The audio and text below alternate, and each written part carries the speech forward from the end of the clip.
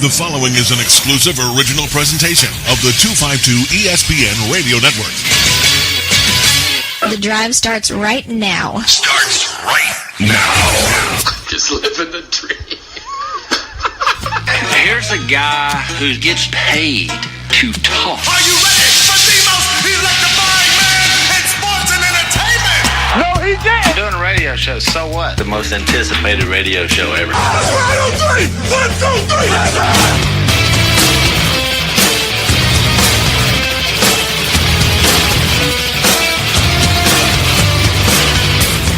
Well, happy Monday. Elimination Monday.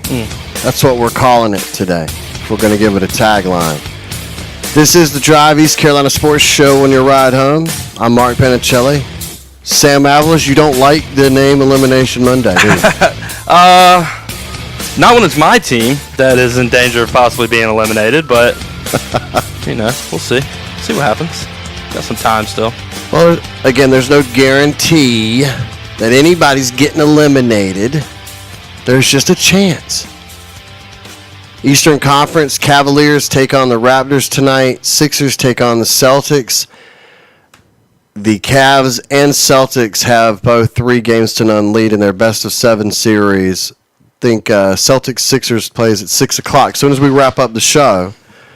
So we also have 2 NHL teams, which I know you care nothing about. But one of those teams, interestingly, is the defending Stanley Cup champion, Pittsburgh Penguins, who might be eliminated by, of all teams, the Washington Capitals. Well, I'm glad you said that because I actually had no idea who won the Stanley Cup playoffs last year. so it was Pittsburgh. Okay, it was Pittsburgh.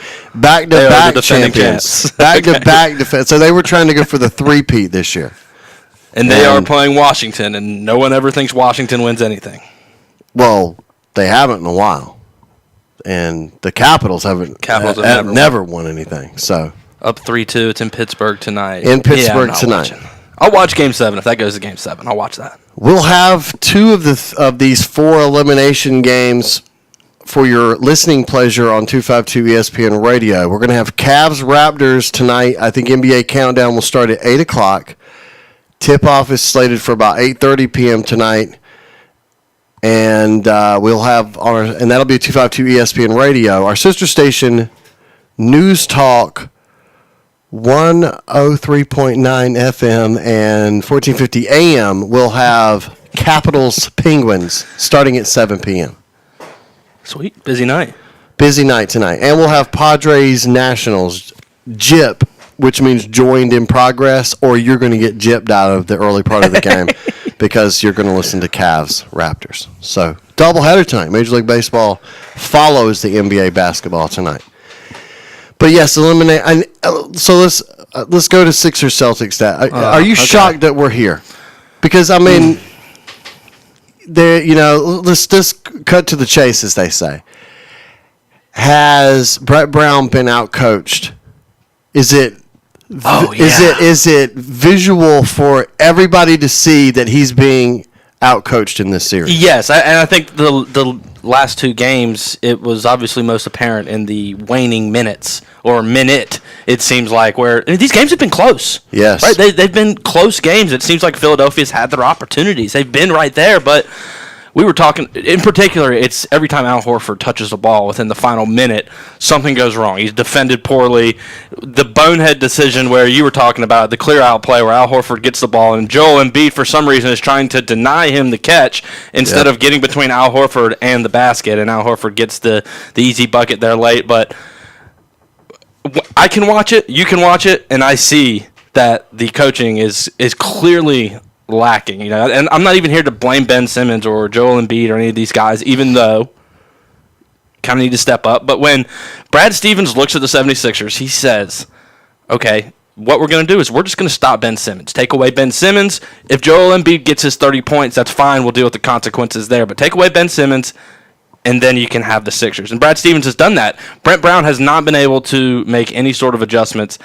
And if I can see it and you can see it, and then I'm watching Stephen A. Smith rip Brent Brown after that game on Saturday night, then I know it's over. So can I say I'm happy?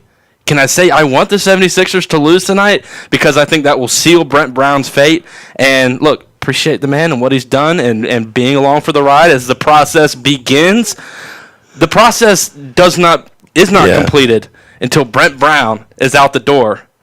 And I'm telling you, Jay Wright to the Philadelphia 76ers this offseason. To the Sixers. That would be interesting. Well, no team, let me repeat that, has ever come back from a 3-0 deficit in NBA history. I didn't know if you knew that stat or not. I did. I've heard that so much today. There have been 129 previous series in which a team has gone up 3-0, and in none of those cases has the team come back to win. So, but I think Philadelphia's going to win tonight. I think that there's got to be some pride there. These guys, I think, yes, they're young, they're inexperienced. There's no doubt Brad Stevens has pulled some tricks out of his sleeve, some timeouts. That Horford hustle, as I like to call it, has come back to bite them. But there's some pride. I know how talented Embiid and Simmons and really this whole group and the hustle guy like McConnell, these guys have got some pride, and I think they're going to bounce back and win tonight. Yeah. I think Boston will end up clinching this, but not tonight. Okay. Cleveland, on the other hand, that series is over, and Toronto needs to leave. Yeah. So look, man, pride is all well and good, and I love T.J. McConnell. The guy has grit. Like they say, he's a gritty guy. He really sticks it out. He plays hard out there. He has a lot of heart. But I don't care. T.J. McConnell having heart and having pride isn't going to win the Sixers team anything. So, yeah, maybe, the young guys like Simmons, like Embiid, try to come out and not lay an egg. Yeah. But I also haven't seen anything that shows that they have the fight to actually come out and do that. I feel like they just get it in their own heads. They're young. They feel like – because they're already ahead of where they should be, right? Nobody expected this Sixers team to finish third in the East this year. Nobody expected them to really have a legitimate chance to compete. Somehow they threw it all together. So I think that in their minds they think they should be moving on to the next round when realistically – they should just be happy to be here. We've talked all year about the house money thing, and I think this is kind of a situation for Philadelphia where it's like, okay, we got excited. As a Philadelphia fan, I got excited. Yes, okay, I had them winning the NBA championship this year, but, okay, I'm willing to concede that maybe I got ahead of myself just a little bit, and I'm just going to go with house money. The bigger story, though, Mark, is your Celtics, right? You want to talk about house money. You are a team that is playing with house money, and it has to be blowing you away to see them up 3-0. I'm almost, as much, I'm trying to enjoy the moment because what happens is, as you watch, to me, I think most Celtics fans are like me. When you watch this team, all you can think of is, wow, what are they going to be like when Kyrie and Gordon and everybody's healthy? Like, what is this team going to be like? And then I actually start to think, are they going to have enough basketballs to go around? That's such a great problem to have because look at the Golden State Warriors. You think they only have one basketball. How can they make all those stars happy? But what I'm trying to do is just enjoy the moment because it's only one time that you watch a kid like Jason Tatum score 20 points consecutively in playoff games and realizing this is his first experience in playoff basketball. I was telling you that just looking at him versus Jaylen Brown, and Jaylen Brown is a tad ahead of him right now from a star standpoint and being able to be, I think, counted on as an NBA player. But it took him his third year. You and I were talking about this. Yeah. I think Jason Tatum is way ahead of him when you look at this rookie. I think it's easy for a Celtic fan to think of what is Jason Tatum going to be like 3 years from now. That's kind of where it's easy to catch yourself as a Celtic fan right now, kind of daydreaming about the future and not just enjoying the moment. Because, house money, you tend to, we're not going to win a title. But you kind of daydream about the future without just enjoying the fact of, wow, this is the foundation. This is the foundation. This was when Jordan Honeycutt's on this week, we can verify that this happened. If you've been a long-time listener of the show, Jordan Honeycutt and I used to tell you that the Golden State Warriors were going to be great. That it was like, if you were ever up late, there's this team called Golden State. They play fun basketball. This was right before they took off and won a title. Young Curry, young Klay Thompson. Yes, and I feel good because I feel like I was invested in the young part of their growth, and now seeing it now where they're this unstoppable machine. Well, I feel like as a Celtic fan, this is that time. Like in 3 or 4 years, when all of this comes to fruition, and the Celtics are, I think, a legitimate championship contender, we'll look back and go, man, they were just getting it started a few years ago. So I'm trying to just enjoy the moment. Yeah.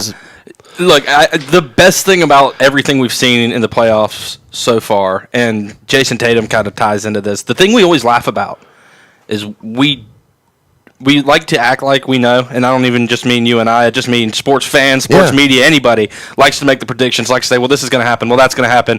Vegas puts their odds out. I remember when Jason Tatum was drafted by the Boston Celtics, you were not thrilled about it. Wasn't thrilled about it But we didn't all. know he was going to turn into this kind of player. Nobody thought the Philadelphia 76ers would even get this far, and then everybody, overshot what the Sixers could possibly do, and now we're seeing them on the verge of being eliminated in a sweep in the semifinals.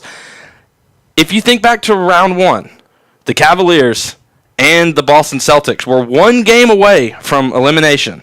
Both of those series went to Game 7. Both of those teams 1 game away from elimination. And then they go into the second round against teams in Philadelphia and in Toronto. Both Toronto and Philadelphia were heavily favored in these series. And now both Toronto and Philadelphia on the verge of being swept. So, moral of the story, it's fun to talk. But, man, we don't know. You don't know. We just have to watch. And, I think, too, that's why I was saying, as a Celtic fan, you're excited right now.